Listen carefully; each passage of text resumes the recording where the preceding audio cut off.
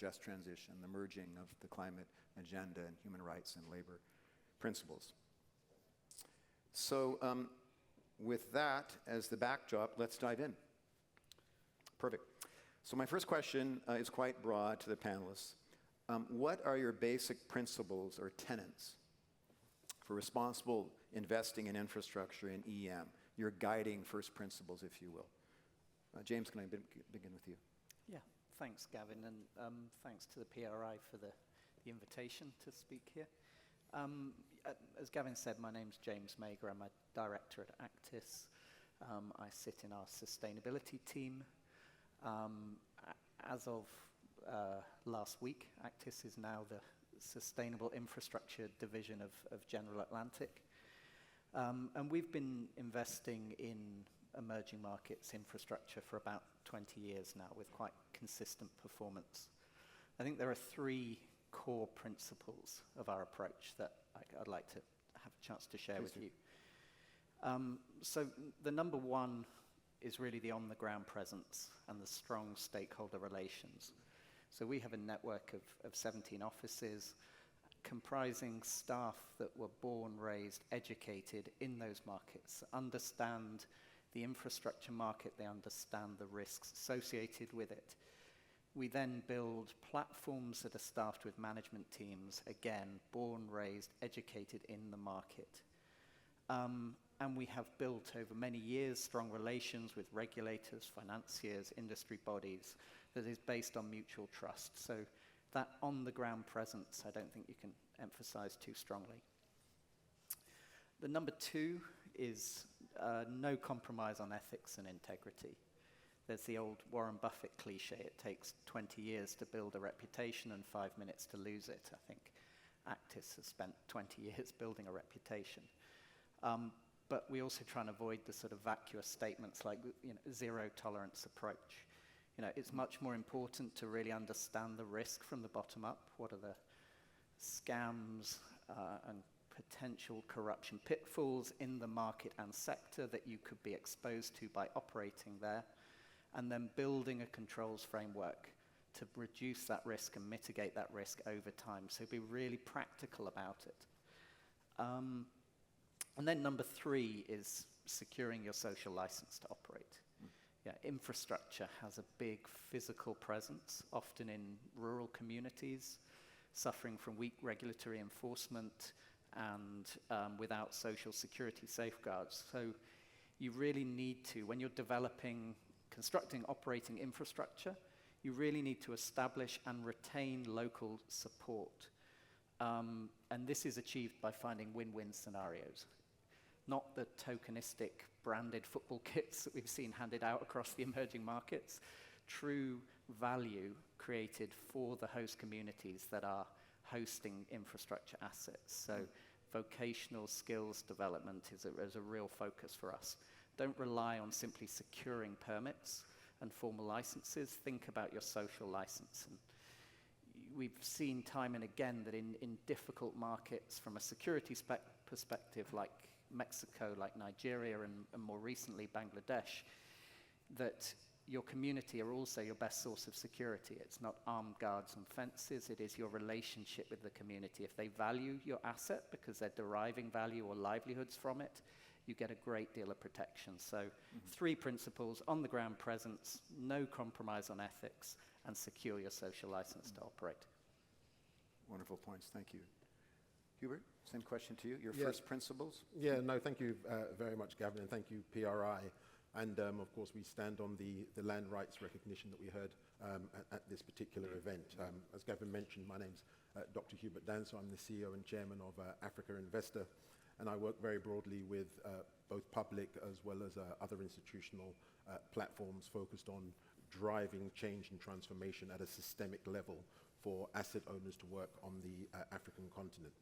I think in terms of a sort of a broader strategic focus, Africa Investor, we are very focused on being green and profitable.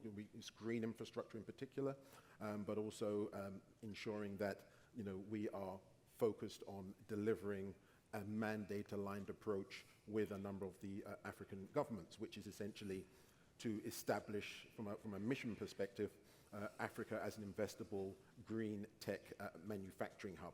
So we are aligned as a constituency of asset owners really committed to building and serving that market, that vision, that opportunity, which is really predicated on all of the issues that we've heard here over the last few days. How can we mobilize private capital at scale? And how can we create the underlying conditions for that capital to be deployed at speed? So, a key principle for us is really to see and sort of leverage our capital as well as leverage our partners' influence and access to really assist establish African green industrial infrastructure as a globally competitive investable asset class and ultimately a stable piece of investors' portfolios. And that's just predicated on the fact that we all know about Africa's incredible resource endowment. Over 30% of the world's abundant natural capital, wind, sun, and hydro, about $4.6 trillion worth of carbon credit headroom between now and 2050. And you've got about 40% of the key transition minerals are endowed and reside on the African continent, notwithstanding our excellent youth dividend, our youth bulge, representing about 50% of the global workforce by the end of the century. So we see a universe of opportunity under the nationally determined contribution projects, which on the African continent currently it's been enumerated to be about a $3 trillion investment opportunity, although our colleagues from Allianz have disagreed with that number. They actually think it's closer to $7 trillion worth of investment opportunity. And we're all going into a phase now where, as many of you will know, by February of next year, governments have been asked to raise the ambition and to create more scale and more opportunity. So we think that that's a very interesting universe, and we continue to work with governments in that particular area. A key reason why we're doing that is because governments are now responding in Africa at a very, very high level. So we all know in the US about the Inflation Reduction Act, and we all know about the Net Zero Industry Act in Europe, and Africa never had anything like that up until last year, and where it effectively enshrined the Nairobi Declaration, which is now Africa's green investment deal, subscribed to by over 40 African heads of state. And it's really focused on green industrialization, working with the private sector and working with the institutional investment community to mobilize capital to deliver the nationally determined contributions agenda. People will always raise the legal and the regulatory issues. We have our own instrument that we've worked on with our investment partners and project developers, as well as governments, called an Institutional Investor Public Partnership Framework. And this really helps us get that really early alignment with governments around projects, around the particular sectors and the opportunities, as well as our local partnerships, which are very critical and crucial when focusing on the African continent and elsewhere. So our focus is really about working on a mandate-aligned basis, not only with our own investment partners, but also with governments to really focus on how we can get an increased access, not only to leverage Africa's human as well as natural, as well as critical mineral resources, but also how that can be intermediated into the $10 trillion per annum and growing global green industrial economy. So perhaps I'll stop there. Thank you, Hubert, for these points, and also reminding us of the importance of VNRs as national blueprints for sustainable development. Alebo, same question to you. Your first principles. Thank you very much. So I'm with the Government Employees Pension Fund, a trustee at the Government Employees Pension Fund, and our asset manager is PIC, the public. Yes. Yes. Okay. No, it's all right. The PIC, and they really invest our funds, right? So I'll speak from that perspective of GPF as well as PIC. And what we look at, we invest in economic infrastructure, for the purpose of enabling economic growth, right, in South Africa as well as the rest of the continent, because PIC invests in South Africa and GPF also invests in the rest of the continent. We look at job creation as one of the principles for obvious reasons to solve the unemployment gaps in South Africa. So job creation is a large guiding principle of how many jobs will be created by this, but also looking at the entire value chain of that infrastructure investment. So not just the building, but the entire value chain. We look at procurement. We look at the use of small businesses within the procurement, within the entire value chain. So we look at that. We look at digital infrastructure investments. We also have social infrastructure investments within our policy, within our investment policy. So social infrastructure is something that we're focusing a lot on right now. And I'll speak a lot more on that. From a social infrastructure point of view, looking at affordable housing, affordable education, affordable health solutions. So that's something that we're quite focused on, because we need to be cognizant that we have members at the end of the day. These funds are belonging to government employees, and the areas and the communities that the members live in also need to be enabled. I mean, it does not make sense to have funds and invest in South Africa and the rest of the continent, but not ensure that the communities where members are actually placed are also growing. So that's quite important for us. That's something that we always think about in terms of our investments. Invest in the communities and the areas that our members reside. I'll look at a case study that we have an infrastructure fund, a retail infrastructure fund, that is now investing in retail development in township areas. That's growing quite significantly. So that's something that we're tending to focus on now, that actually has high returns. So it's not just impactful, but there's also good returns from those funds that we do quite well. Thank you, Leba, and I really appreciate you bringing in the social aspect. Yeah, and that's, something just to also add, that's all underpinned, of course, by ESG. That's also, all those investments are underpinned, for environment, social, and governance, obviously.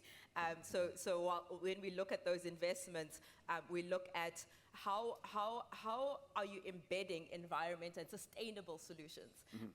That's quite, we'll talk more about that in the panel, but we look at that as well. Perfect. Thank you. Manuel, may I turn to you? Yes, thank you. Thank you for the invitation to PRI.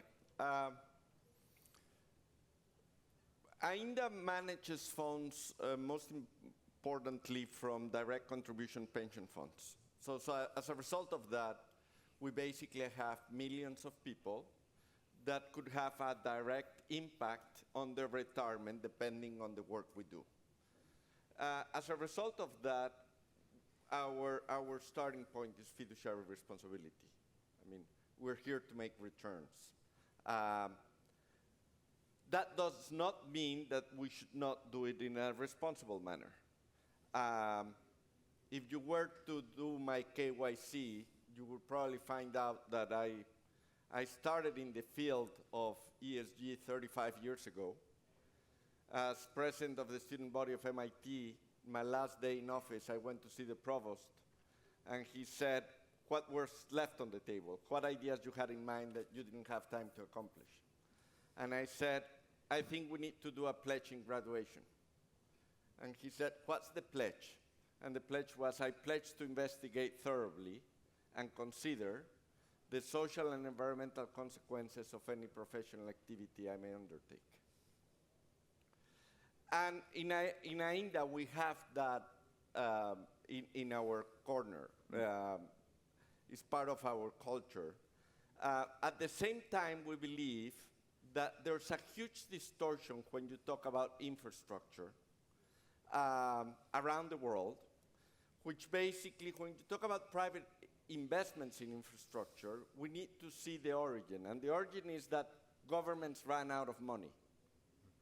And construction companies ran out of work to do. But they didn't have money. So we thought of structures that could be highly leveraged.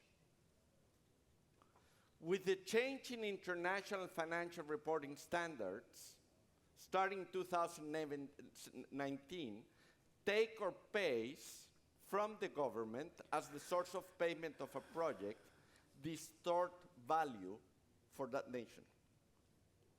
So we need to find of new things to do and to do them differently than we were doing it before, Because whenever you do something that is not positive for both sides of the table, you're going to have a conflict.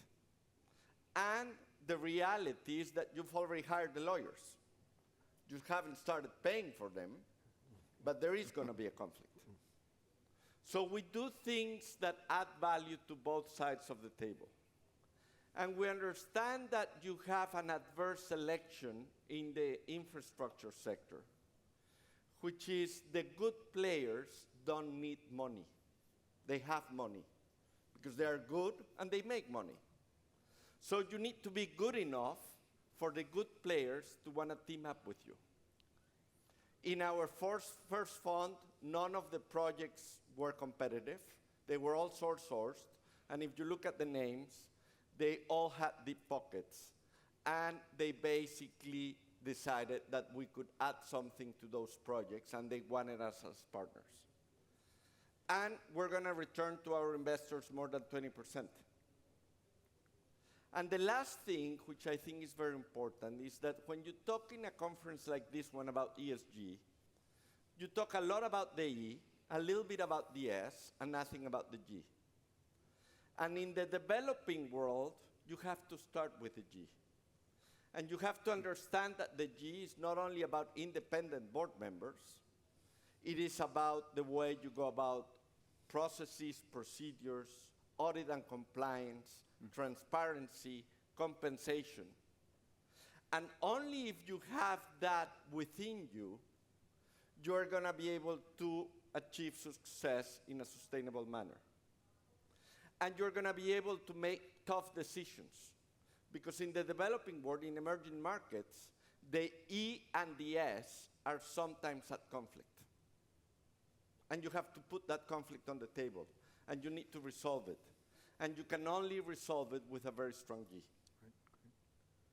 Thank you, Manuel.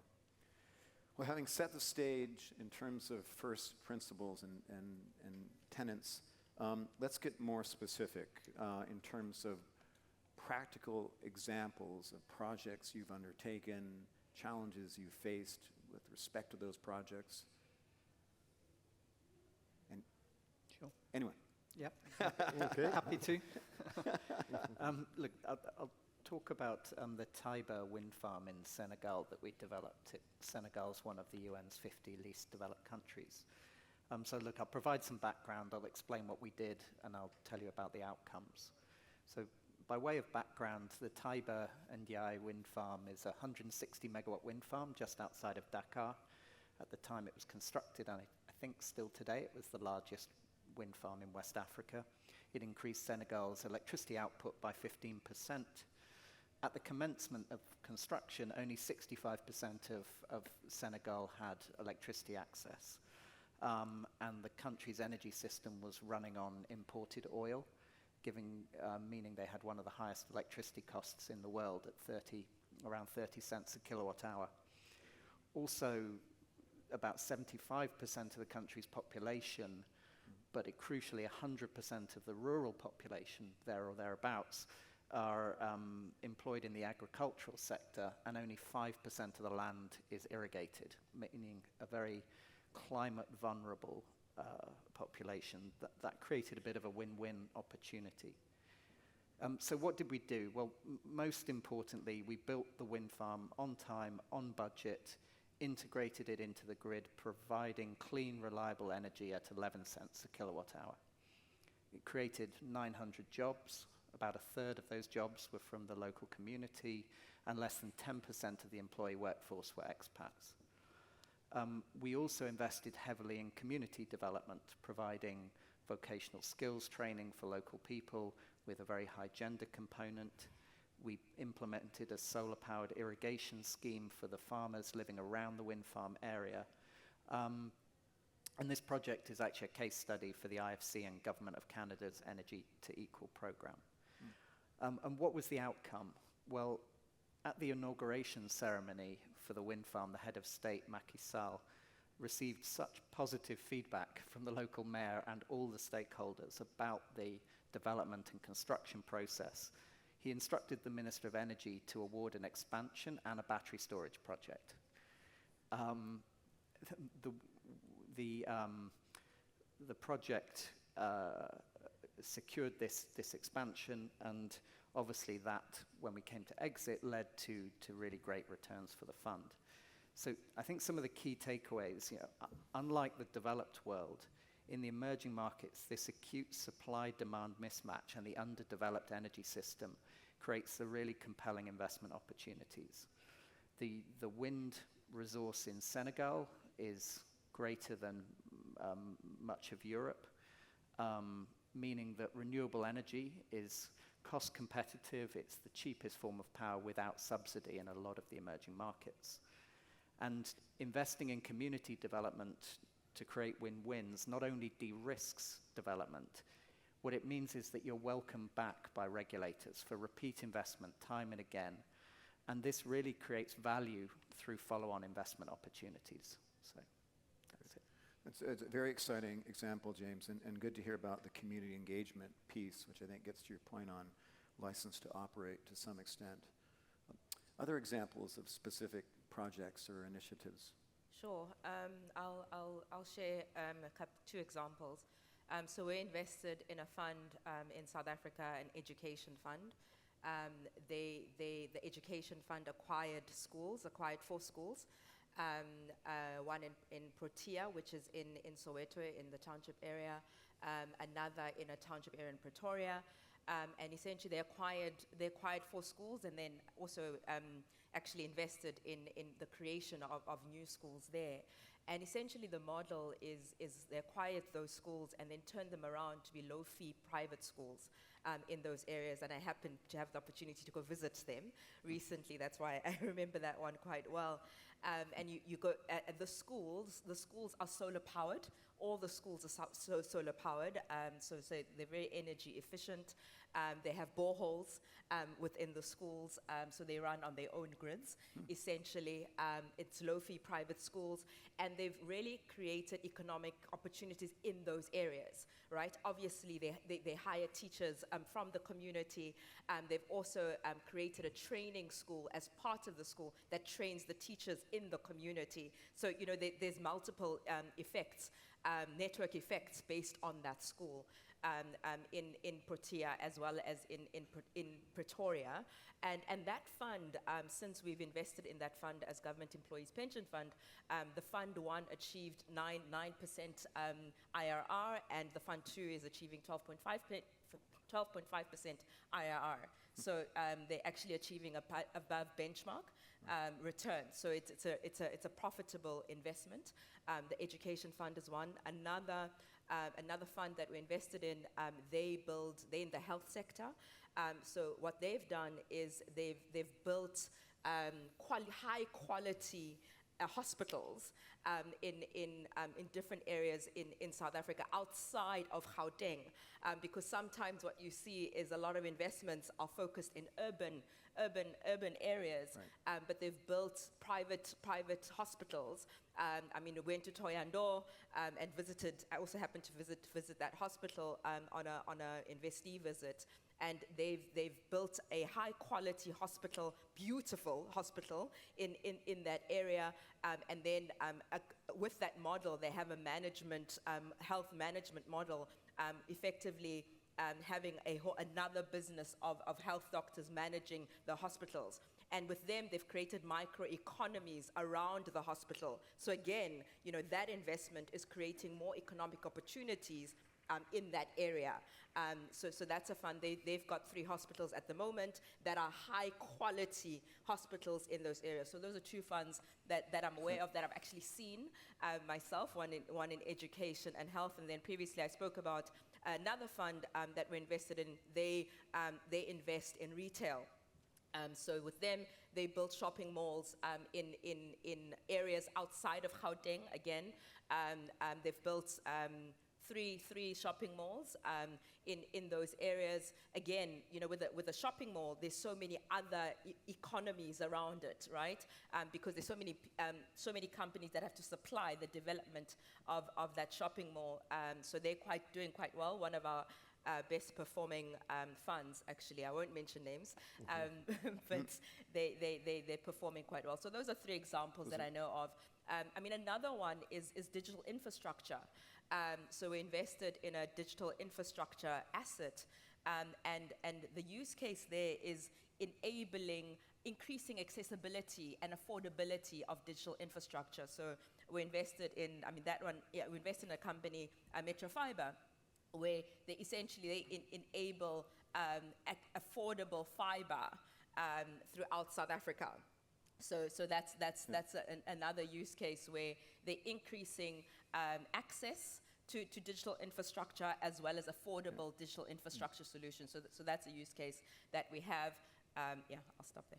No, those are really thrilling examples, and you've covered about half the SDGs in these 3 or 4 examples. Right. So, really quite inspiring. No, just to pick up on, Yeah, please, on yeah. that example, I think the opportunity to enfranchise other communities, linked into the investment, is really, a key driving force and a huge opportunity for us on the continent. I think Manuel already mentioned that government obviously plays a very big and critical role in this particular space. So I'll give you a sort of an ongoing live transaction that we're involved with, which is, and again, linked into our theme of facilitating green industrial infrastructure and green industrialization on the continent.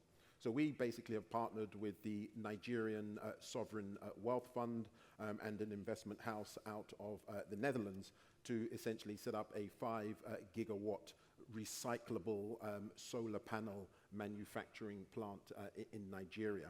And this is really linked into what I said earlier about how can we not just do these isolated projects, but how can we create ecosystems. And our approach to ecosystems as it relates to green industrialization sort of borrows just a little bit from the Inflation Reduction Act, sort of green hydrogen clusters, or some of these estates, if you like, that are designed to crowd in other sort of green industrial activities. In the African continent, and for our context, we describe them as green industrial cities.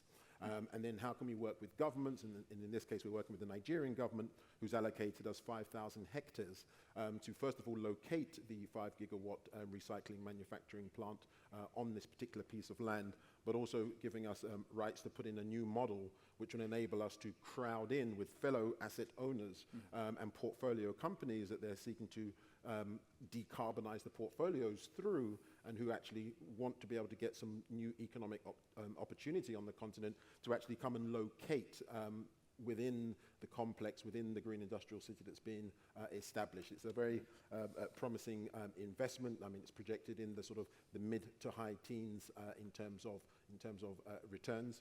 And one of the interesting dynamics there is that the technology comes from a Dutch business, which is supported by one of the largest Dutch asset managers. And that Dutch business is really taking advantage of the Inflation Reduction Act, obviously in the US. But as a consequence of them investing with us in this particular operation in Nigeria, we won't only be servicing Nigeria and West Africa with our recyclable lightweight solar panels. We'll actually be servicing the Netherlands, who will then be servicing the US. So we're sort of reversing the opportunity there, getting good returns, creating some sort of just transition component to the opportunity, and then crowding in other green manufacturing opportunities. Wonderful, Hubert. And I really appreciate the crowding in effect, which we'll come back to later in the discussion. Manuel, please, over to you for examples. In order to make more than 20% in dollars in this field, you need to understand value migration and white spaces and new opportunities. If you do what everybody's doing, you're not going to get those returns. If you look at Latin America, we identified 2 critical problems dealing with infrastructure. One was the way we were operating toll roads, basically with cash. And just to give you orders of magnitude, we identified that toll roads owned by the government of Mexico were being taken to the bank by stealing about $500 million a year from that cash. So that was how much money was on the table, just in part of the system. And then we have very large cities because we open up later. The reality is that if you look at Latin America, we signed free trade agreements later than you did in the US or in Europe. As a result, we got into a vicious cycle of having the large cities where the consumer were and where the production was, and we have cities as large as Mexico City. And we needed to solve those two problems. So we team up with a multinational whose headquarters are in San Diego to tackle those problems. And today, we're completely revolutionizing the way we operate toll roads, not only in terms of the money not being stolen, but in terms of sophisticating pricing. Whenever you think about pricing of a business that cannot store capacity, an airline, a hotel, a telephone company, or a toll road, you ought to do sophisticated price discrimination. And we're getting into that, and the results are looking very good. And whenever you want to have a city modernized, you have to start with law and order, because you're going to put rules of the game that need to be enforced, and that need to be enforced without corruption. And what basically we're bringing to Latin America is the technology to install a police car so that you identify a car that is stolen or a car that doesn't have insurance or that has not passed emissions in real time, communicate that to the central hub so that the policeman cannot embark in a negotiation. And that is allowing us to redefine the way we do emissions testing in a country like Mexico, the way we administer a city in terms of areas that have good transportation, public transportation, vis-a-vis the areas that do not have public transportation. And if you put all of this together, it has huge impact, and at the same time, we're going to make incredible returns. Another good example is when you look at renewables, you have to understand the nuances of the network. You have to understand that the network in an emerging market is not perfect. And thus, it makes a huge difference where do you locate the project. It's not the same thing to be in an area that is a net importer than an area that is an exporter. And there are huge arbitrage opportunities when you think about batteries and when you think about transmission. So when thinking at this, we get very, very granular, and we don't think of sectors, we think of projects. The reality is that you have good toll roads, regular toll roads, and bad toll roads. You have good renewables, regular renewables, bad renewables. The same thing with water, the same thing with power, the same thing with oil and gas. You need to be very specific on a sector-by-sector basis, project-by-project basis, and choose the right partners. Thank you, Manuel. I know I really appreciate your points on the importance of this granularity and the site-specific considerations. It's really key. Can I just jump in there? Come on in. In the continent, we have a slightly different sort of thesis around that, but of course, I understand from the Latin American perspective. I think, again, this sort of links into our focus on needing to deliver scale, because we've got a lot of catching up to do, and obviously the world is moving very quickly. The way that we see it in the continent is we actually rather need to move towards a more programmatic approach, where we can actually talk in terms of green risk-adjusted portfolios that can basically absorb allocations as opposed to the project-by-project basis. But I think both of the systems can actually work, but to sort of get to that scale, we feel that it's more of an asset allocation as opposed to a project finance sort of delivery model. So it's interesting to see the contrast. It would seem that they could coexist. Exactly. Two sides of the same coin, perhaps. Yeah. I'd love to shift a bit and talk about something that I'm very interested in, which is the convergence of development finance and private finance, and the role of development banks, blended finance, de-risking in all of this.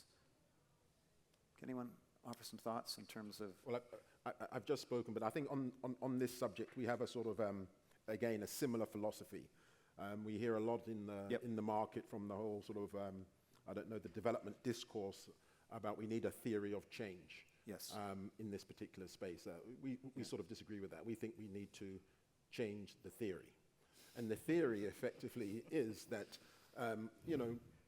public capital should de-risk the participation of private capital.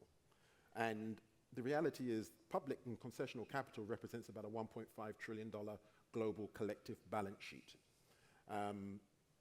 All World Bank, African Development Bank, Asian infrastructure investment, all of those combined is a $1.5 trillion balance sheet. As I mentioned in the beginning, Africa alone has between $3 and $7 trillion worth of NDC projects. So that the capacity in that market is never really going to be able to meet the need. When the Bretton Woods institutions were established, they were the largest pool of capital available to governments. Fast forward to where we are today, institutional capital is 900 times larger. Right. So we're a 300 plus pool of institutional capital.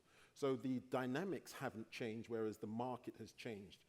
And the control factors and the processes and the principles around development are at a philosophical difference, because the development community tends to have a different view about the ability to make a good market appropriate return out of what they would perceive to be a development asset. So our sort of counsel to our heads of state and our counsel to our investment partners is that if you really want to get to scale, we have to stop trying to make investment developmental, and we have to make development investable.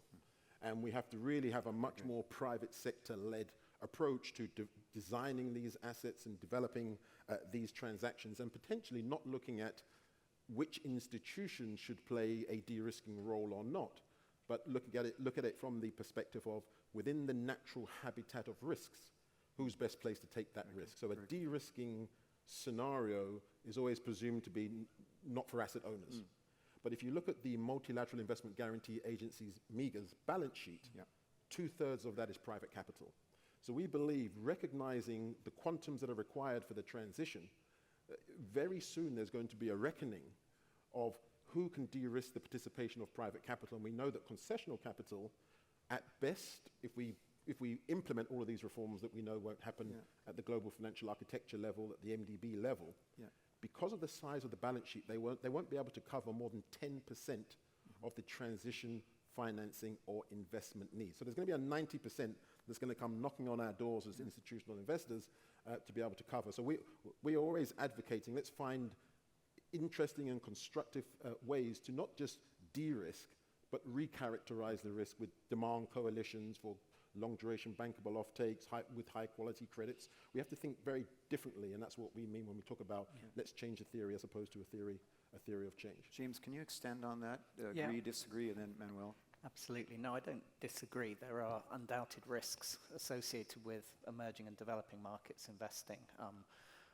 I've been told that India stands for I'll never do it again, but some people have undoubtedly lost money there. But I think the important thing is just to re-emphasize some of the investment fundamentals as well as the risk protections that are available. So developing and emerging economies see about 1/5 of global clean energy investment, yet 2/3 of the world's population live there, and it's forecast that 85% of the energy growth is going to come in emerging and developing economies. And that's not just in generation, that's in transmission and distribution as well.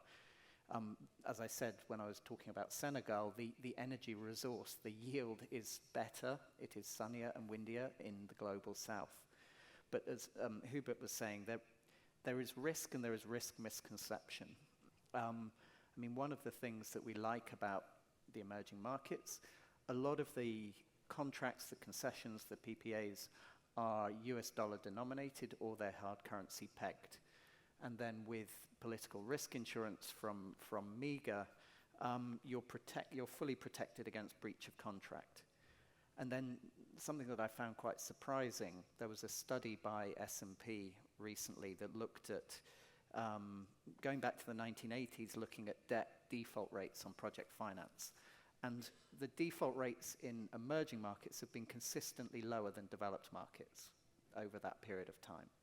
So there are risks, but there are very strong contractual risk protections available, and the supply, demand, the investment fundamentals are really strong in these markets. So I think that's the thing to emphasize if you want more capital to flow into the markets. Can I just pick up on just one key point there? This perception of risk versus the actual risk is something that has been absolutely unequivocally clarified, that there's an unnecessary risk premium on emerging markets and developing countries, to the point where the G20 governments have mandated multilateral development banks and development finance institutions, because they have this proprietary asset called the Global Emerging Markets Database. And it's a database that records all of the performance and defaults of their loans, about 30 different MDBs for more than 20 years. They've been forced in many respects and mandated to share this database with us as the institutional investment community, so we can increase our allocations and reprice the risk. They continue to refuse to make that information available because of the competitive tendencies. And this is why I think we need a fundamental relook at, because it's really stopping a lot of private capital having a very transparent view on the risk. So I just wanted to share that. Thank you. No, appreciate those insights. Please, Manuel. As an economist, orthodox by training, I am completely against lobbying the government to have budget deficits, even if it's for a good cause, because that ends in the wrong place. So whenever I see people in the private sector, especially in the infrastructure sector, saying what we need is more government spending, I think that's the wrong answer in the emerging markets, because we don't have fiscal space to increase the budget. So you need to think again out of the box, and let me give you an example. I acquired the water system of Cancun. The wells, the aqueducts, the distribution network of the city, sewage, water treatment plants, billing and collection. I wanted to expand it south to Tulum, the concession. And thus I needed to put a little bit of leverage into it. And all the banks would say, how much is the government paying you? And I said, no, I pay the government. Oh, you must be crazy. In a water project, you collect from the government. And I said, listen, this is a monopoly. It has 53% EBITDA margin. It's bankable. Well, it was actually quicker to place unsecured bonds in the Mexican stock exchange than to get one bank to go to committee. They didn't even go to committee. My point is, if you are attacking these white spaces that exist with good returns, you need to put your money where your mouth is. In our first fund, 7 out of the 9 projects are without leverage. Full equity. Leverage is part of the strategy, but it's part of the exit strategy through recaps. In all the cases, we have proven the concept. The 9 projects are doing well, and now the banks are crazy about giving us money. Money that is going to go to our investors as part of their return. But you need to think out of the box in emerging markets, and you need to be willing to do things right. Now, what's the end of the story with respect to Cancun? It's the only city in Mexico that treats 100% of the water. It's the only city in Mexico that does not have shortages of water. It's the only city in Mexico that if you call about leakage, you get an immediate response. And it has 94% commercial efficiency. So it's doable. And water. Thank you. So I tend to think we do need blended finance solutions for the just transition specifically. I tend to think we do need a combination of private capital, government capital, development finance institutions for this to work, because ultimately we're creating new industries. And somebody needs to pay for that transition, right? In countries where you are highly dependent on coal, as an example, where the economy is highly dependent on coal, and you're then transitioning to new solutions and new innovations and new industries in a way, that transition will have an economic effect on communities. We understand that they're vulnerable climate vulnerable communities, and we need to make them more resilient, but that transition, somebody needs to pay for it. And I think it needs to be a combination of private capital as well as developmental capital. In order to ensure that no one's left behind, we need to invest in the education of this new industry. We need to invest in training of this new industry, capacity building of the people that will enable and develop in these new industries of sustainable solutions and sustainable industries, renewable energy, etc. We need to capacitate the people. We need training, as well as we need to invest in innovation hubs and innovation centers to create relevant solutions that are context specific, right, for different markets. So I think we need a combination of development capital and private capital to invest in those innovation hubs, innovation centers, to then result in relevant innovations for those communities. And I think that's a combination, again, of government and development financiers. I think as we adapt to this, we also need to consider social protection, right? Because we are potentially placing people's jobs at risk. And how are we transitioning to that? Because it's a transition, ultimately. You can't switch one thing off and switch another thing on. You have to transition.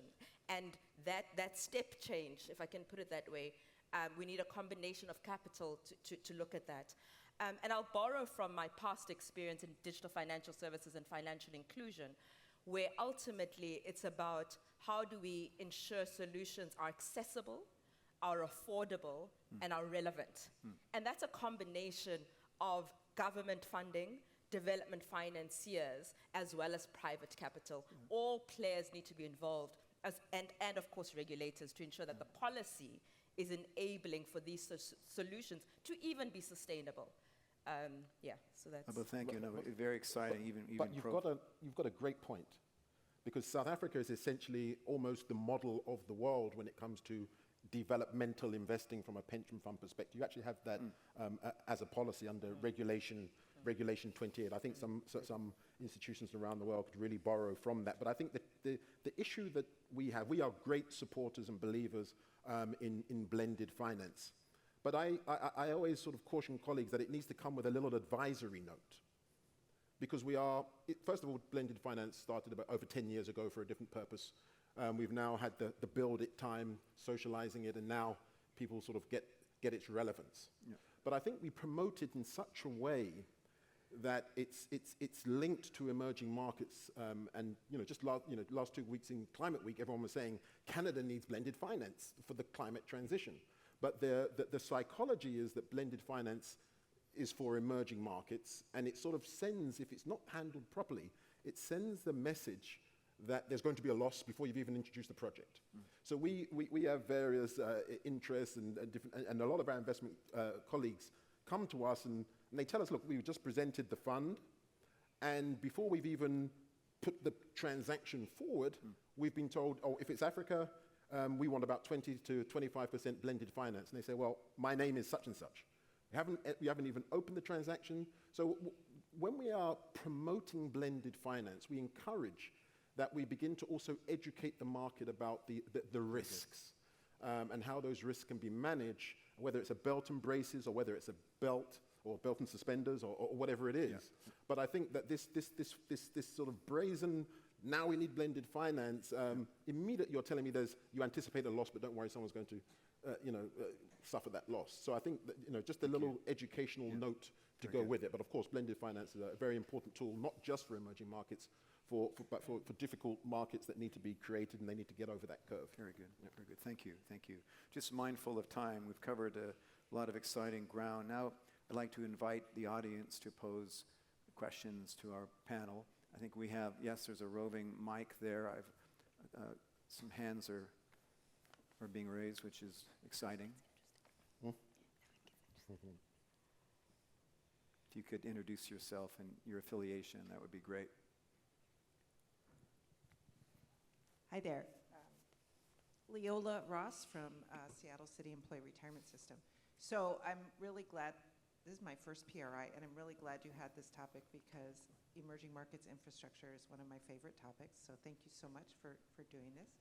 And one of the things that I've heard a lot about in conversations with some of your peers in the industry is that particularly in Africa, and I think in some other areas too, there's a different model of getting paid in some cases that you need to be really mindful of, and Manuel's comments on governance I think probably plays into this, but I'm curious as to what are the special considerations that infrastructure developers need to take into consideration and implement so that they realize the returns that should be there, and how is that different from those of us who pay everything with Venmo and other sort of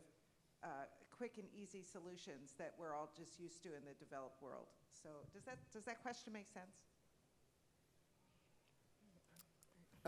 In some respects, but the way I would sort of look at it, we have quite a young project developer or development community in the continent, and some of the sort of financing instruments that support that, are typically debt-related instruments, and then of course we have something that you would call signature risk, and the whole development phase takes a long time. What we continue to call for are more innovative sort of de-risking instruments for the project development phase, and more equity that could actually go in to support project developers, because because of that sort of high cost that's involved in the project development process, you only really tend to find the major industrials playing there. And we think that there's a lot more opportunity for project developers, and project developers need more support. MEGA has an instrument where you can actually insure the contract with the government, and if there's a breach of contract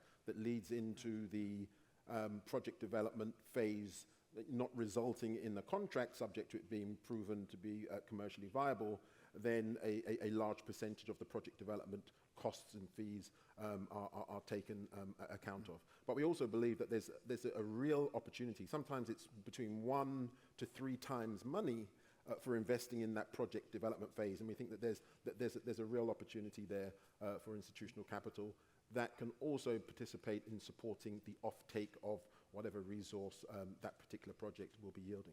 A small example just to support Hubert's response. We've got a power plant in Nigeria and strong contracts. World Bank PRI support means it's been operating for 7 years with 100% payment track record. So there's no substitute for strong contracts. Very good. I think we have a Hi, question. Yep, please. Allison Schneider. I'm a co-founder of GRESB Infrastructure, a senior fellow. I'm doing research right now into emerging markets and infrastructure. And I'm also a director with Emerging Markets Investor Alliance, which is trying to advance sustainable infrastructure in emerging markets. And the research that I've done so far, I see a really bifurcated approach. So some of the institutional investors in this room that I've talked to say that they're not increasing their exposure to emerging markets. There's just too much risk. They see geopolitical risk. They're not willing to go there, despite what you're saying right now. Others that consider themselves to be sophisticated institutional investors are doubling down. They're opening up offices in India or other countries, mostly in Asia, and they are increasing their investment in mostly infrastructure and real estate, quite frankly, real assets in emerging markets. It really strikes me that this is a really bifurcated approach, and so some of the things that you're saying are not getting through to some of the institutional investor asset owners who are petrified of emerging markets. Maybe it's the case of India, as you said, I'll never do it again. Maybe they've been once burned, maybe it was an FX issue, I don't really know, but there's just this perception that they're not going to go there. So how do we actively change that perception? Some of what you're saying sounds fantastic, but how do we get that message out to institutional investors so they actually hear it? And the flip side of that is I totally agree with you. From macroeconomic indicators, looking at GDP per capita growth, looking at urbanization, looking at rates of education, everything is pointing well towards emerging markets. And developed country markets don't look so good on some of those metrics in the long term. But that message is not getting through. Thank you. How do we change things? So how do we bridge this Yeah. bifurcation? Yep. I completely agree with you, Alison, that that's exactly what's happening. And the reality is that investing in emerging markets is complex. I wouldn't call it risky, but I would call it complex. Why I don't call it risky? Because if you have the right manager, you would have a manager that would identify risks, would be able to administer risks, and would be very transparent in terms of which risks are not possible to administer, and would take a very objective as possible decision in terms of whether to walk away from the risks that cannot be administered. So it is about the managers. And you have two types of managers. I mean, Actis is a good example. They've done a good job. But you've heard the explanation of the nuances of how they were able to be successful in emerging markets. And you also have local managers that can get even into more depth on a project-by-project basis. And the reality is that if you choose the right manager, you're going to get alpha. And that's the reality. And you're going to get more alpha than you would get in a country like Canada. Because in a country like Canada, an infrastructure and energy fund would not get the returns that we're getting.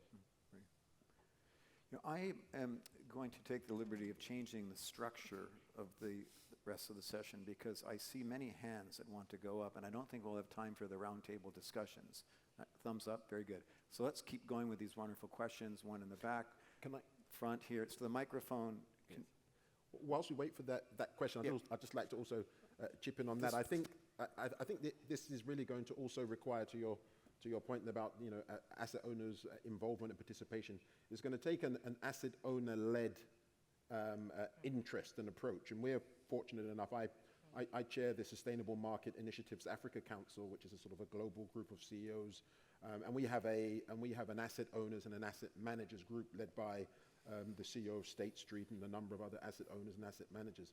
And everyone's leaning in now and really zeroing in on this global emerging markets risk database. We think that the access and transparency to that data will absolutely go a very long way to assuring asset allocators and strategists and investment consultants about how to manage the risk in emerging markets and developing countries. We think that that's going to be a critical piece in the puzzle, but of course still work to do. And then also having a more direct working relationship with the sovereigns, with governments, helping governments to understand how we invest and how we are strategic and long-term partners. If you look at the Inflation Reduction Act now, and we work with them in a number of different areas so that we can get some good learning back for the continent, when they work with states around the US, they describe those states as co-investment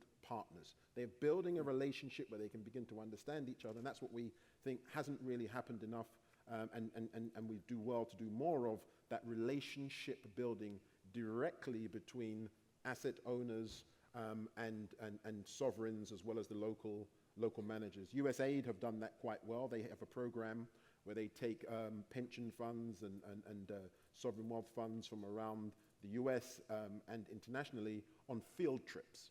And those field trips have begun to sort of generate some very positive returns. Now billions have been allocated, whereas some of those institutions were, you had to force them to even get on the plane to go to that part, and now they've been back 3 or 4 times, and now they're actually allocating. So I think we have work to do, but I do believe that asset owner leadership, and direct engagement with a purpose to get access to these growth opportunities going forward, I think is really going to be one of the things to consider. Very good. Thank you. Thank you, Gavin. I'll wait for others to ask their questions so you guys can answer everything in one shot, as Gavin suggested. But my question has to do, Dr. Danso, Introduce yourself? Sorry. Sorry. My name is Mahesh Jayakumar. I head up our fixed income research at MFS, which is a global asset manager, and we have a very large emerging market hard currency debt portfolio. And that's what I was kind of going with. You mentioned asset managers and asset owners, Dr. Danso. But to the rest of the panel, where do you see, when you think about channels of finance for EM, where do public debt capital markets, either hard currency or local currency, play a role versus direct loan versus direct equity? Obviously, Manuel talked about don't get government involved, trust private markets. No, don't go into the deficit route. Yeah, oh, fair. So I just wanted to get a better understanding as how do you think about what projects are well suited for public debt capital markets versus private financing versus direct loans, involvement of MIGA, et cetera?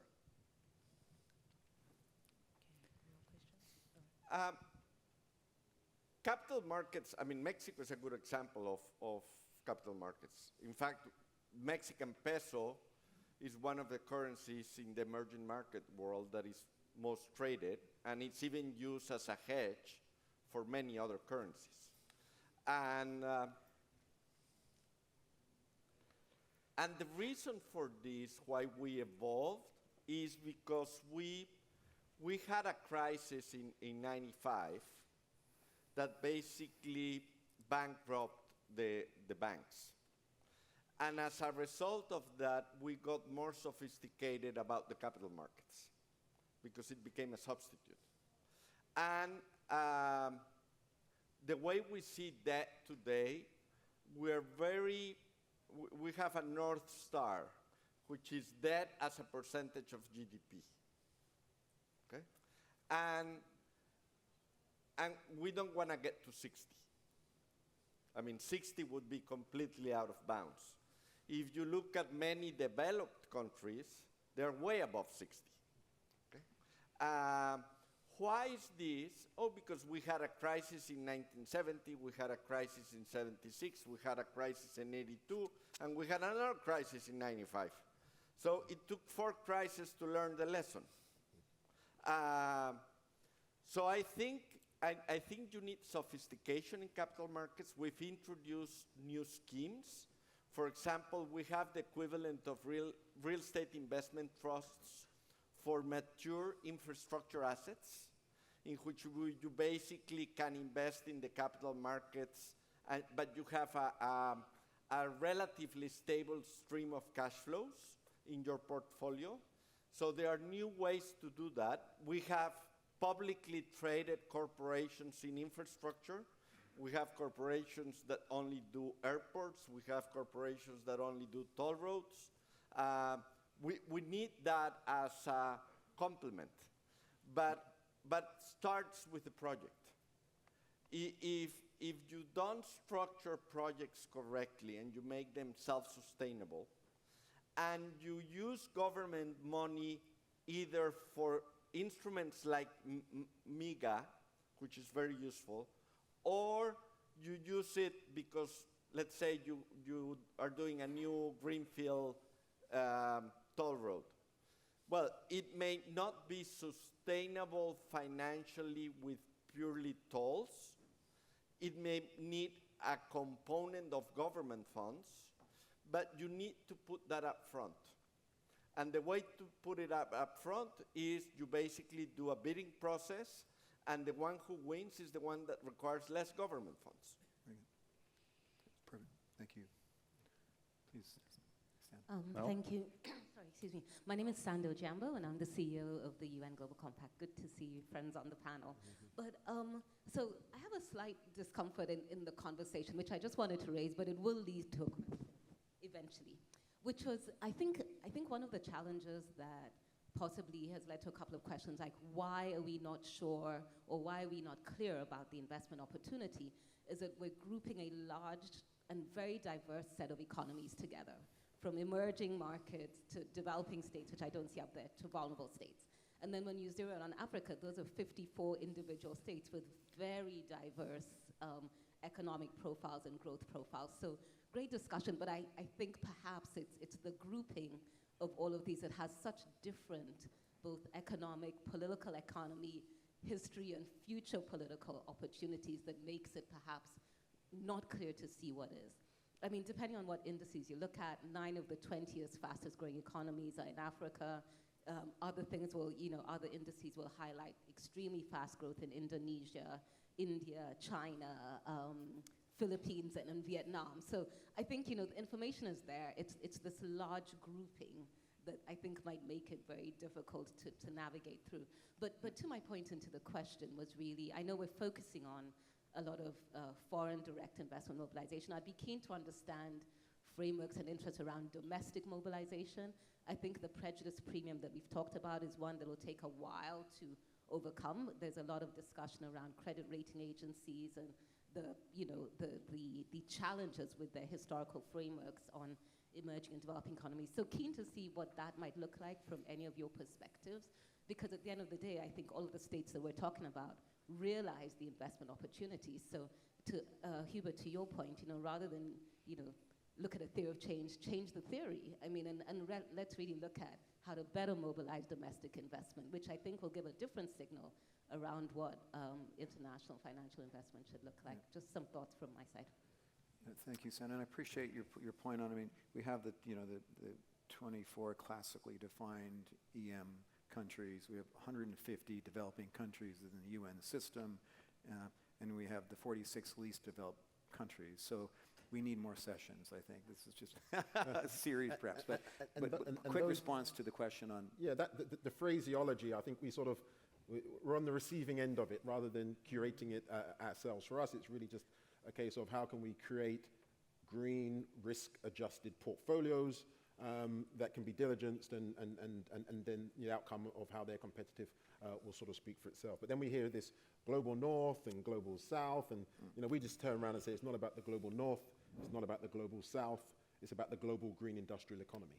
And that is going in one direction, and it has a certain value, and it's about how to de-risk and participate in that in a more transparent way. And we think if we can work with governments, and that's what I was saying, asset owner leadership, engaging governments so that they can better understand how to enfranchise our allocations, I certainly think the dynamics would change, because we then build up a bigger and more visible track record for institutional allocations with the investment consultants and the ecosystem that link into that. Can I do very quickly, responding to your point about emerging markets are not homogenous?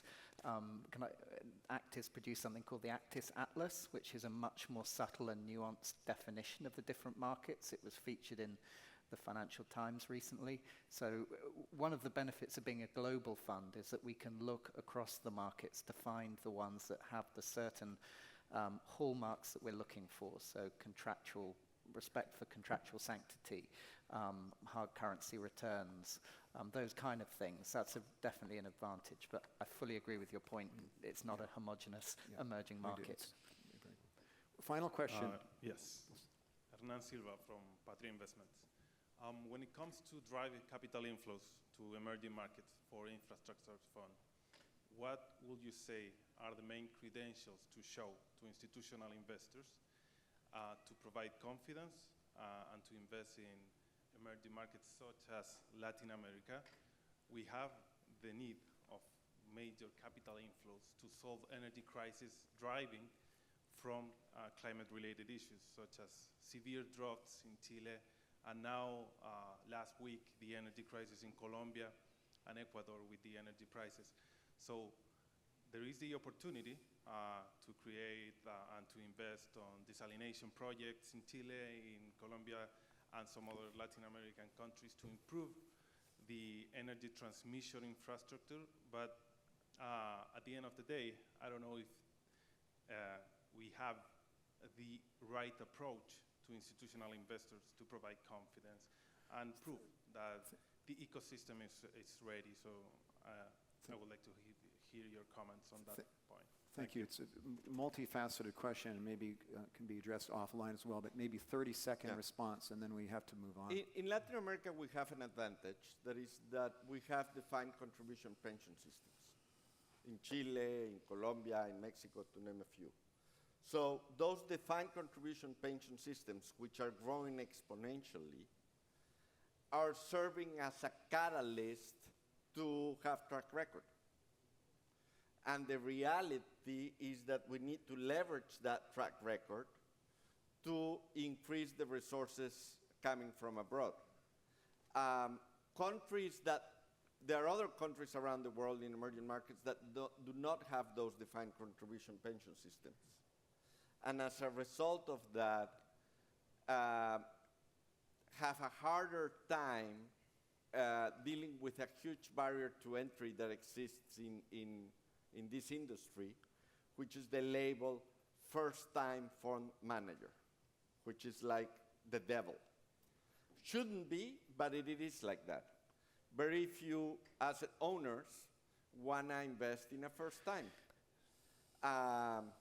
And that's how life is right now. And the advantage that we have in that part of the world is that you have managers that have a track record because had the benefit of having the local pension funds believe in that first-time fund. Very good, thank you. We're coming to the very end. Panelists, if you had one key point or phrase that you'd like to leave for the audience to leave the room with, what would that be? Okay. Look, we have 4/5 of the world's capital chasing 1/3 of the opportunity in the developed markets. The emerging markets have a much more favorable dynamic. I would say investigate and pursue, and this is a message to asset owners, investigate and pursue institutional investor public partnerships, co-invest with local institutional investors on aligned terms, and potentially see how that can grow into a more of a platform approach. In the UK, they had the Green Investment Bank. In Africa, we have the African Green Infrastructure Investment Bank as a consortium of African asset owners prepared to take positions as co-investors aligned with global institutional investors. I would encourage that. Thank you. Leba? I would encourage us to collaborate, to partner, to ensure that nobody is left behind, no market is left behind, no community is left behind, and let's invest in the transition to create climate-resilient communities. Thank you. Manuel? There is alpha in infrastructure in emerging markets. You need to think globally, but you need to act locally. And in order to choose those managers, start by doing due diligence on the governance. Great. Thank you, panelists. Please join me in thanking our panel. And thank you, audience.